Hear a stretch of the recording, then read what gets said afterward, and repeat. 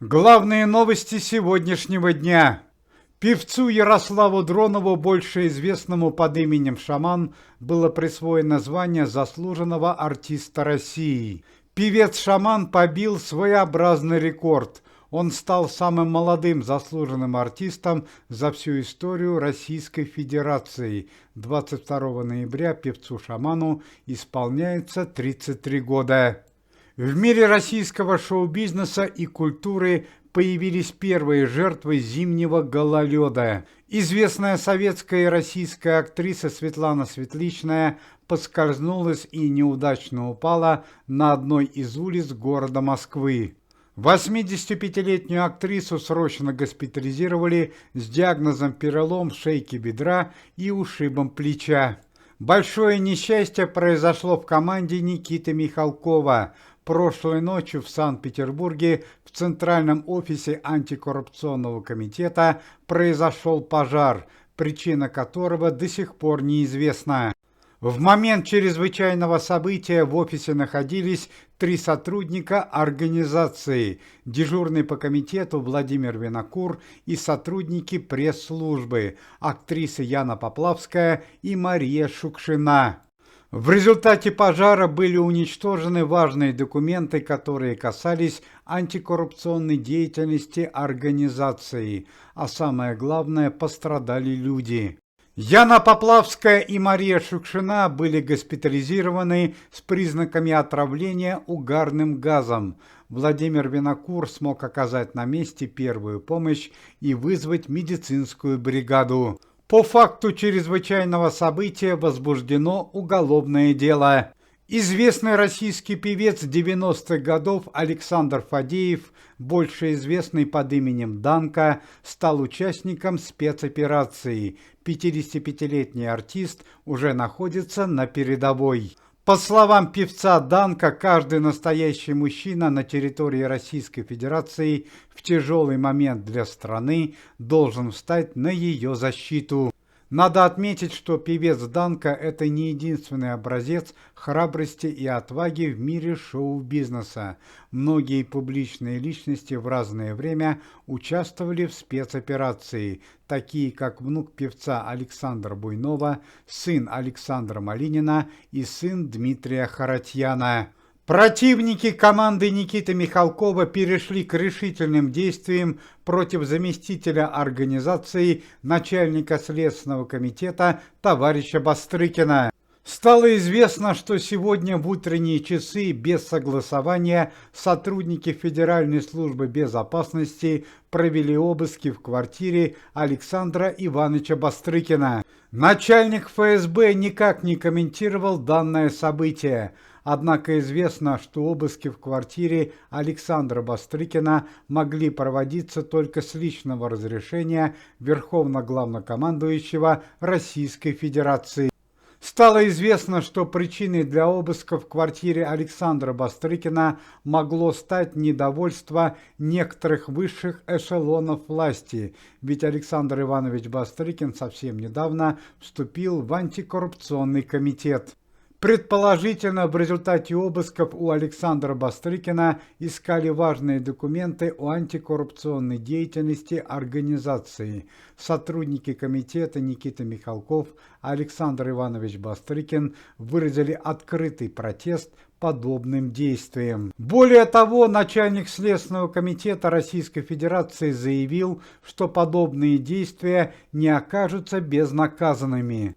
Александр Иванович Бастрыкин отметил, что оставляет за собой право совершить подобные обыски и в квартирах начальника Федеральной службы безопасности. В Алтайском крае в городе Барнауле открылся второй дом-музей, посвященный жизни известного советского и российского артиста Михаила Евдокимова.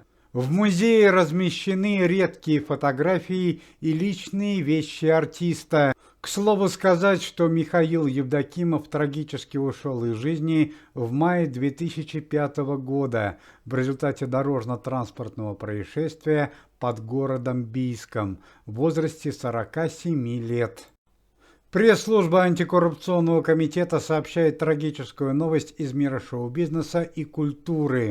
Сегодня в 8:00 по местному времени в городе Москве известная советская и российская актриса Елена Яковлева по нелепой случайности в новом жилом доме на улице Тверской упала в шахту лифта. В новом доме лифт еще не полностью функционировал, однако Елена Яковлева не знала об этом событии и решила подняться на 4-й этаж, в результате чего и произошел несчастный случай. Службы МЧС смогли достать известную актрису из подземного помещения. Елена Яковлева на данный момент находится в крайне тяжелом состоянии. Известный актер Игорь Петренко выплатил актрисе Екатерине Климовой 5 миллионов рублей по алиментам. Игорь Петренко и Екатерина Климова прожили в браке 10 лет. Актриса родила знаменитому мужу 2 детей – сыновей Корнея и Матвея. Однако в 2013 году супруги развелись. Причиной для расставания стали измены Игоря Петренко и его злоупотребление алкоголем. Стало известно, что сыновья остались жить с Екатериной Климовой, однако актриса не препятствовала общению с отцом. Стало известно, что Игорь задолжал своим сыновьям 9 миллионов 200 тысяч рублей. Однако летом этого года размер задолженности сократился до 7,5 миллионов рублей, а за последние 3 месяца Петренко выплатил еще 5 миллионов рублей. Теперь его задолженность составляет 2 миллиона 300 тысяч. Центральные СМИ сообщают о большой трагедии в мире шоу-бизнеса и культуры. Несколько дней назад известные музыкальные группы, вторые составы коллективов «Нана» и группы «Земляне» отправились в зону спецоперации, чтобы пообщаться с российскими ребятами, поддержать их, поздравить с праздником и дать музыкальные концерты. Однако поездка на передовую закончилась трагическим событием. Во время одного из праздничных концертов начались активные действия враждебного государства, которые подвергли опасности жизни российских ребят и известных музыкантов. Однако в этот момент известные музыканты повели себя как настоящие мужчины. Они не стали скрываться от нападения, а вместе с российскими ребятами встали на защиту Родины. К сожалению, не все российские артисты после трагического события вернутся домой.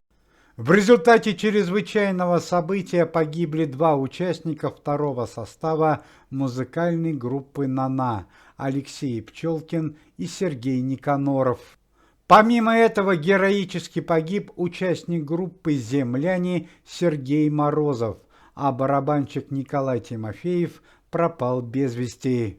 Вечная слава настоящим героям! Министр обороны Российской Федерации Андрей Ремович Белоусов, комментируя данное событие, заявил, что будет оказана личная, персональная, адресная помощь всем семьям погибших артистов. Младшая дочь Аллы Борисовны Пугачевой по-прежнему находится в критическом состоянии после недавнего нападения. По словам лечащих врачей, шансы на благоприятный исход тают каждый день. Недавно появилась информация, что в связи с чрезвычайной ситуацией Алла Пугачева и Максим Галкин могут перевести свою дочь на территорию Российской Федерации. Уважаемые зрители, если вы желаете выздоровления членам комитета и поддерживаете их деятельность, то можете поставить лайк под видео и написать поддерживающий комментарий.